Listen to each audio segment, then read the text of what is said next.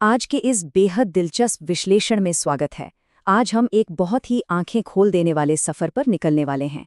हम सब बचपन से यही सुनते आए हैं कि ज्यादा पैसा मतलब ज्यादा खुशी, कम तनाव और एक परफेक्ट लाइफ, राइट?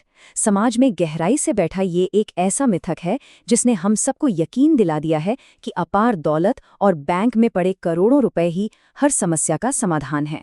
लेकिन क्या वाकई सच ऐसा ही है?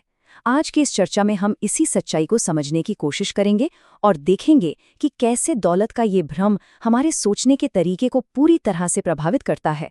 तो चलिए इस मिथक को तोड़ते हैं और इस सच्चाई की शुरुआत करते हैं इस बेहद चौंकाने वाले बयान से। जरा सोचिए, ये शब्द किसी आम इंसान के नहीं हैं, बल्कि दुनिया के सबसे अमीर इंसान एलन मस्क के हैं। जब उनसे पूछा गया कि क्या कोई युवा उनके जैसा बनना चाहेगा, तो उनका सीधा सा जवाब था, मुझे पक्का नहीं पता कि मैं खुद होना चाहता हूँ। ये एक ऐसा बयान है जो सीधे तौर पर अरबपति जीवन शैली के उस शानदार भ्रम को चकनाचूर कर देता है। मस्क ने खुद माना है कि इस मुकाम पर भयानक तनाव और लगातार एक जानलेवा दबाव बना रहता है। हकीकत तो ये है कि उनकी अपनी बेटी ने 18 साल की उम्र में अदालत में याचिका दायर कर दी थी कि वह अपने पिता से कोई रिश्ता नहीं रखना चाहती। ये साफ दिखाता है कि असीमित पैसा होने का ये मतलब बिल्कुल नहीं है कि जीवन की सारी समस्याएं जादुई तरीके से हल हो जाएंगी। तो चलिए अब सीधे चलते हैं हमारे पहले अध्याय की तरफ, अरबपतियों की असलियत यानी पर्दे के पीछे की वो कहानी जो अक्सर छुप जाती है। ये 49% का आंकड़ा सच में हैरान करने वाला है। फोर्ब्स मैगजीन ने अमेरिका के अरबपतियों का बहुत गहराई से अध्ययन किया और पता है क्या सामने आया?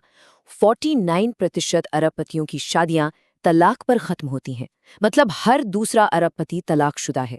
ये एक बहुत बड़ा आंकड़ा है जो इस धारणा को पूरी तरह से गलत साबित करता है कि बेशुमार दौलत होने से रिश्तों में कोई स्थिरता आ जाती है। साफ है कि पैसे की कोई कमी ना होना एक सफल और खुशहाल वैवाहिक जीवन की कोई चाबी नहीं है।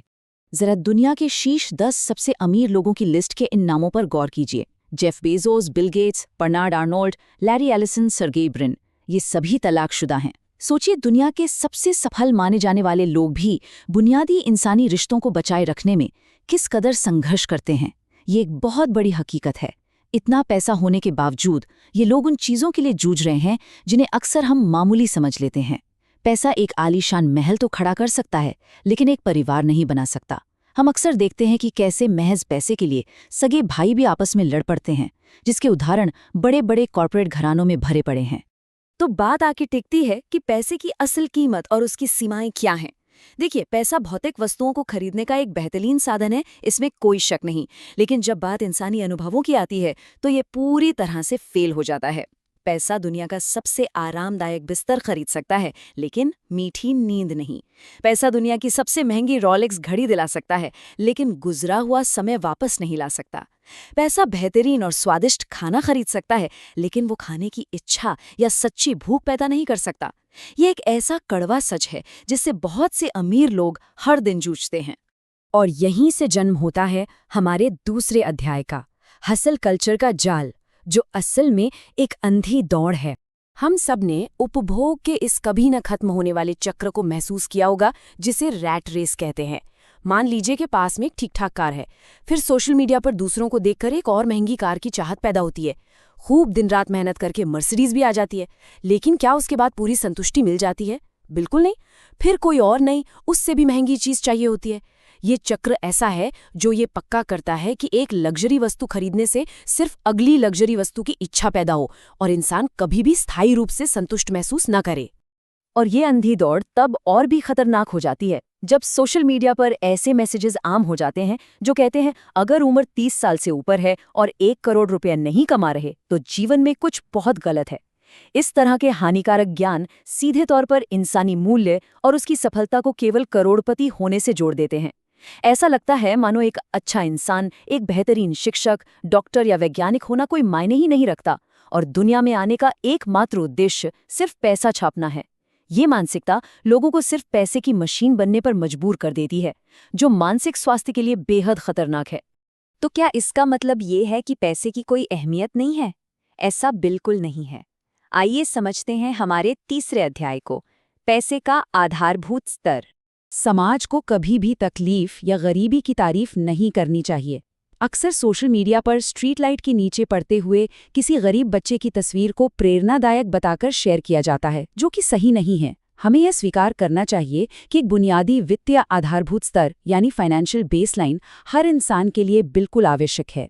एक सुरक्षित और सम्मानजनक जीवन के लिए एक अच्छा घर, बीमारियों से बचने के लिए मेडिकल इंश्योरेंस, अच्छी शिक्षा और बिना किसी चिंता के भोजन और साफ पानी की पहुंच होनी ही चाहिए। जीवन में स्थिरता और असली खुशी हासिल करने के लिए कम से कम इस स्तर का पैसा होना बहुत बहुत जरूरी है।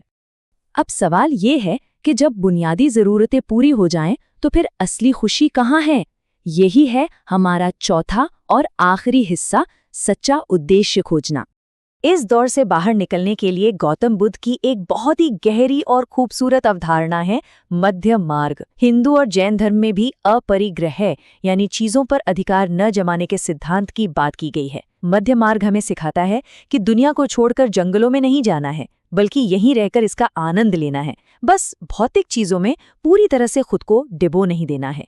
सच्ची स्वतंत्रता अति सूक्ष्मवाद यानी मिनिमलिज्म में है। इसका सीधा सा मतलब बस इतना है कि सच्ची खुशी इस बात पर निर्भर नहीं होनी चाहिए कि पास कितने महंगी चीजें हैं, क्योंकि सच्ची आज़ादी तब मिलती है जब खरीदी हुई चीजें इंसान पर राज नहीं करती।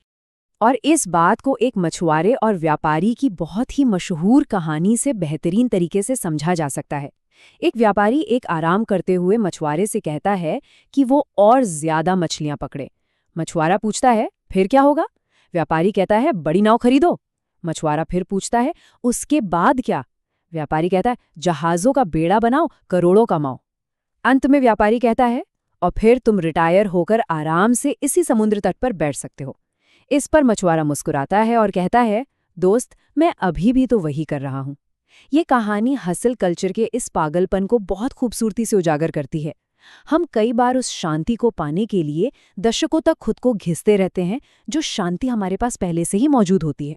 जब जीवन के अंतिम सत्य की बात आती है, तो palliative care nurse Bronnie Ware की एक स्टडी बहुत काम आती है। उन्होंने उन मरीजों के साथ समय बिताया जो अपनी मौत के बिल्कुल करीब थे, और उनके सबसे बड़े पछतावे डायरी में दर्ज किए।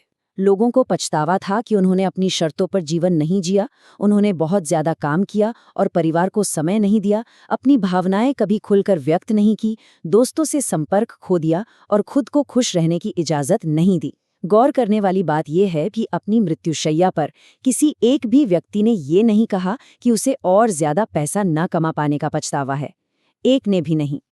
और बिल्कुल इसी विचार के साथ हम आज के इस विश्लेषण का समापन करते हैं। हमारी आधुनिक प्राथमिकताओं को चुनौती देने वाला ये एक ऐसा सवाल है जिस पर हम सबको गहराई से विचार करना चाहिए। जब जीवन का अंतिम समय करीब होगा, तो क्या बैंक बैलेंस, गैराज में खड़ी एक महंगी मर्सिडीज या हाथ में बंधी कोई लग्जरी घड़ी सच में कोई मायने रखेगी, या फिर वो पल मायने रखेंगे जो अपनों के साथ बिताए गए और वो शांति जो दिल से महसूस की गई? इस पर जरूर गौर कीजिएगा। आज की इस चर्चा का हिस्सा बनने के लिए बहुत बहुत धन्यवाद।